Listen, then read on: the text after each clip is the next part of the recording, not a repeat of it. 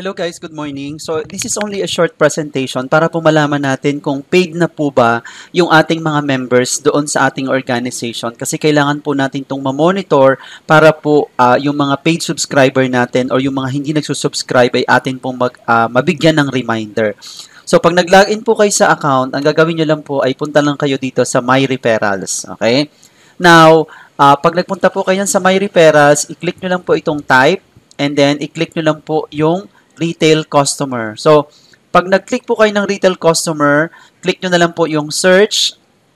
And then, makikita nyo na po dyan yung mga tao na hindi pa po nagbabayad ng subscription po nila for this month or for, like for example, for today, for August. So, kailangan nyo po silang i-remind or i-text para po makapagbayad po sila ng subscription before the end of this month. So, that is how we monitor our members na hindi pa po nakakabayad ng kanilang subscription for a specific month. So, punta lang po kayo dyan para mas ma-remind nyo sila. So, yun lang po. Salamat.